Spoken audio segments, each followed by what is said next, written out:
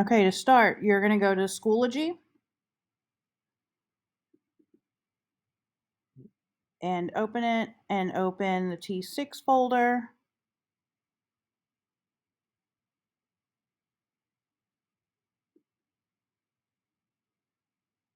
Open the Final Project folder. Open Final Project Research. And never mind my slow internet. And you're going to open the file for Final Project Research. And when you open it, you're going to click Edit on yours. Mine doesn't have that. You're going to start by reading this. Read the first 4 points right here. Number 1, you will choose one genre that we read from this year. Choose a story or 3 poems from that genre. Distinguish 5 characteristics of that genre. Go through the story and find 3 pieces of text evidence that support the genre's characteristics. It sounds a lot harder than it is. The second slide is a list of genres and stories. I suggest just finding a story that you liked and remember the best. So I'm going to use How Grandmother Spider Stole the Sun as my example, and that's under the genre of myth. So it's going to be on page 416 in the textbook, and the genre page is on page 412, and over here I already have the genre page. Those are these pages. This gives you all the information. All of this is the characteristic of the genre. Then I'm going to switch over to my slides presentation to show you exactly what I want you to do. So to start with, you're going to write the type of genre that you have chosen. Since mine is myth, I have written myth right here. And then the title of my passage is How Grandmother Spider Stole the Sun. So I'm writing that right next to passage. Then, for the purpose of a myth, I'm going to write it right here in this first box. I only need one purpose. The purpose that I've chosen, because I think the text evidence for this will be pretty easy to find in the story, is to explain an aspect of the world and how it came to be. I already know that the whole point of the story, How Grandmother Spider Stole the Sun, is to tell us how the sun got in the sky. So this is pretty easy. But I also added a couple of words to make this into a complete sentence. The author's purpose is to explain an aspect of the world and how it came to be. Boom, I've got a complete sentence. Next, I need a characteristic. So, underneath characteristics, the characters, and now I'm talking about the characters. Well, the characters in what? The characters in a myth. So, the characters in myths may be humans, animals, or gods that have magical or supernatural abilities. I copied it almost completely from over here, but I just added characters in myths right here may be humans, animals, or gods that have magical or supernatural abilities. I just added the word in myths, so it's a complete sentence. The next one, I need another characteristic. Settings may be imaginary or real and centered in a particular culture. Well, settings of what? The settings of myths. So that's what I'm writing.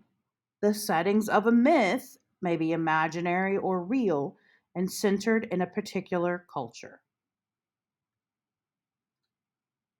Next, expresses themes or insights about life important to the culture from which the myth comes. Well, what expresses themes or insights about life? Myths.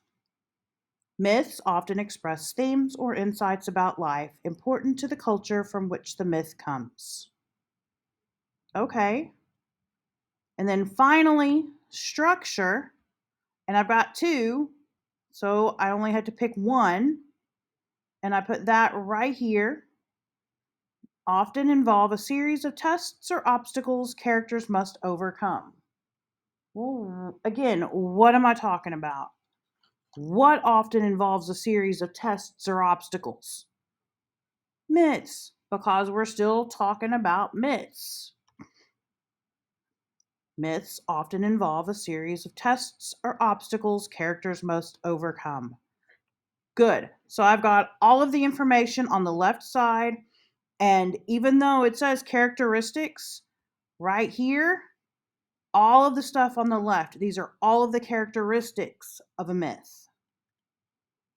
So now I need to go and find 3 pieces of text evidence that match 3 of these characteristics on this side.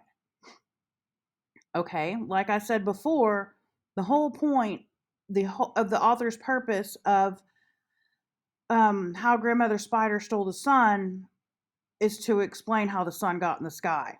So that's easy. I just went and looked for the place where it talked about the sun getting into the sky. So it says it right here.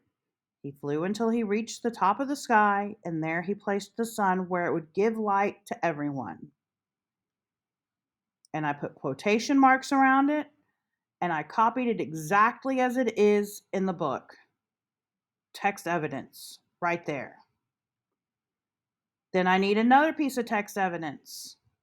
The characters in myths may be humans, animals, or gods that have magical or supernatural abilities. Okay, so the characters in the story are all animals, so I found a place where the bear was talking, one of the characters in the story.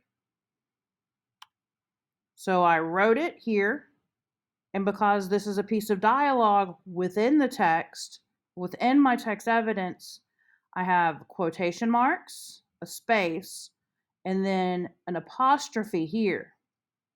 And then I finished with what the bear was saying, and then I put another apostrophe, finished with my text evidence, and put my end quotes. There, I have 2 pieces of text evidence. I only need one more. The third one that I've chosen. The settings of a myth may be imaginary or real. Okay, well, the very first line of the text of the story says, when the earth was first made, there was no light. They told me that it was set on earth. So that is my third piece of text evidence. It does not matter which of the 4 pieces from the left side you find text evidence for. Just find 3 pieces of text evidence. That is it. Okay. Now, go back to Schoology, to the T6 folder, actually the final project folder, the Canva infographic instructions, and you're going to click on this film strip. And when you have faster internet than I do,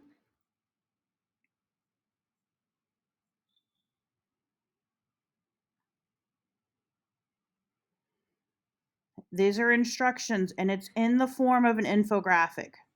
Infographics are long and tall like this. It says, access Canva through this link, so you're in my classroom. The infographic must contain 1 graphic for each piece of text from the left side of your final project research. 1 graphic for each piece of text evidence from the right side of your final project research. You will have a total of 8 pieces of text. When you finish, click Send to Teacher. So, click Canva.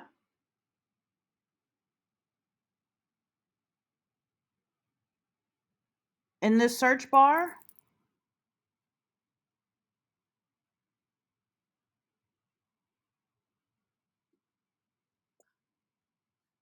you're going to type infographic.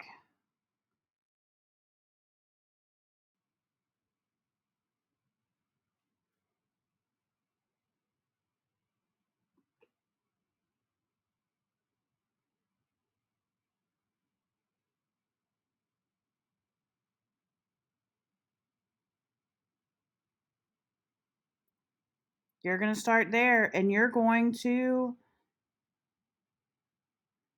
copy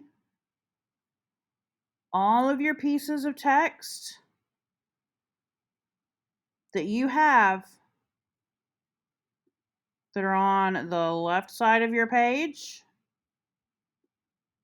onto your infographic. You're going to copy all of the text evidence that you have on the right side, all 3 pieces to the right side. That's it. I have one that I've started that I have not finished, that our internet is super slow, so you may or may not get to see it.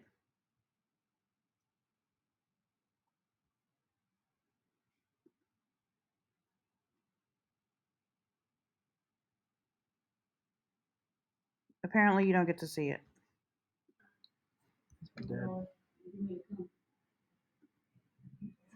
Your final project, mine, the information from the left side, I only have 2 pieces here and 1 piece of text evidence here. But every piece of text has to have a graphic that goes with it. Let me show you here.